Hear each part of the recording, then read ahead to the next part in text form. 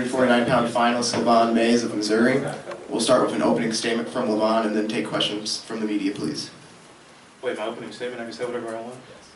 Oh, well. I'm watching. I'll be careful. What are things people normally say in this? I don't know. But like, I'm happy to be here. You know, I've been wrestling the past 11 years of my life.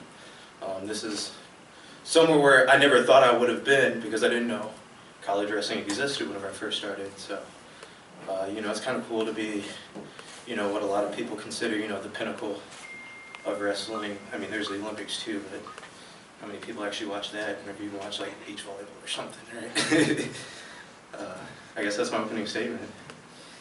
Questions, please. Sweet. Lavion, can you take us through the final sequence there and how you're able to get to the late takedown? Well, no takedown was scored the first like 6 minutes of the match. I was a lot closer than he was, so at that moment I said, if I want to wrestle another minute, I can just not shoot. If I want to be done now, I can shoot, so I chose to shoot. He blocked it off pretty well, and then I was able to hit a drag that I've been kind of working on all week.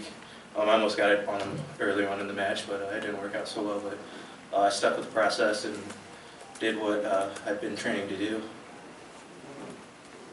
Lavion, your old teammate Drake, you know, he won the finals. Did you talk to him at all before this match? No, should I? I should probably call him. I'm gonna call him. See, look, that's good advice right there. I'm gonna call Drake and see how he's doing. He's down in Texas, living his life away from wrestling. So he's gonna be here tomorrow. Oh, he's gonna be here. I'm still gonna call him. Look, I'm calling him. I'm gonna call him. Lavion, you and Max Thompson have gone back and forth a lot this year. It wasn't back and forth. I mean, it was just one back and forth. And then, this year, y'all matched up a lot. I mean, it's 3-1. I mean, he's in our conference, so you know, we meet up a couple times. They go to the scuffle.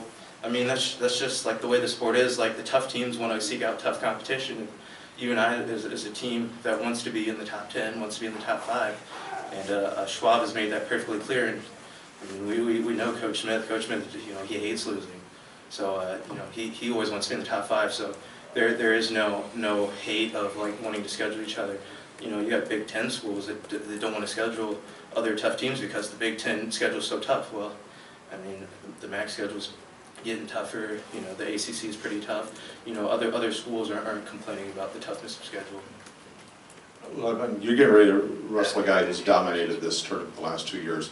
What do you have not to do to avoid from that happening to you, or what do you have to do to change things around? I mean,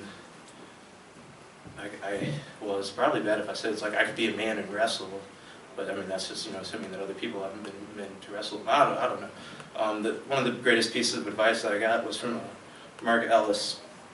He was our assistant coach my freshman year, the year that I redshirted at MIZ, and he was talking about getting off the bottom, and he was all like, you know what, if you're in prison and you let another guy hold you down for 2 minutes, you know what happens? And it was like, yeah, you're right. I'm gonna be a man and get out.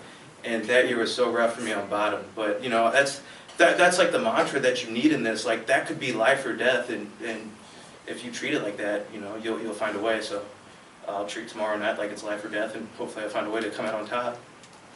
Lavion, during that coach's challenge, and I guess shortly thereafter, just what were some of the thoughts and emotions going through your head? I mean, first thing I did was I looked over at Coach Smith and I was like, hey, look, I'm on TV. And then I asked him, I was like, is it going to be reversed? You know, like being serious, because, you know, I had to put my headgear back on and then I'd have to get back in the zone. And he was like, no, there's no way that wasn't too. So then at that point, then I was just like sitting there waiting. You know, there's nothing to lose there. I mean, if it's a questionable call, you want to challenge it at this point.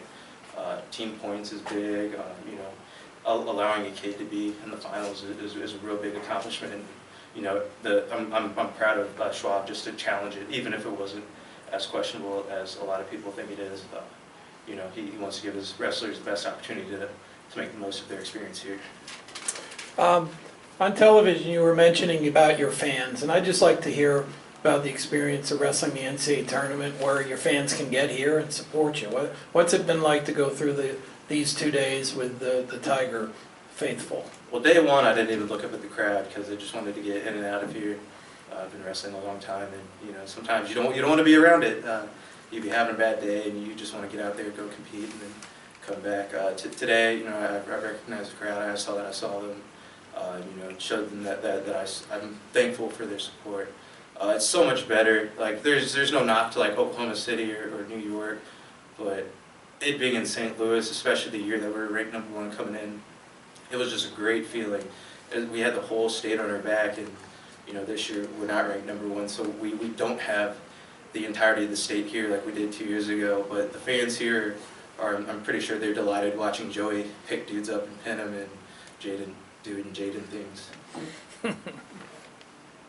How many people, relatives, do you have here? And second question is, what would it mean to cap your resume, college resume, with a national championship? If you could? I mean, okay, so I can't give you an exact number because I saw my uncle this morning and I didn't think he was coming, so I was like, I mean, you could probably estimate like relatives, probably about like 6 or 7, that's my real close family. I'm graduating in like 2 months, with an electrical engineering degree. So, my family's choosing to go to the graduation instead of this. It's a smart thing. I think graduating college with an electrical engineering degree is a lot better than winning a national title.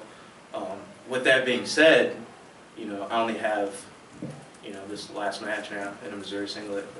Thinking about it's kind of sobering, but, I can't compete collegiately anymore after this. So, in this moment right now, winning this national title is going to be more important. You hit me up in about like 3 or 4 years, I'll be like, yeah, that was a fun time in my life, but I got 2 little kids now, and I'm trying to pay bills, and I got taxes, and it's just whatever you put into it. And right now, I'm putting a lot into it. So hopefully, I find a way not to be disappointed after this weekend. That'll do it for Lavion. Thanks, everybody. Thank you.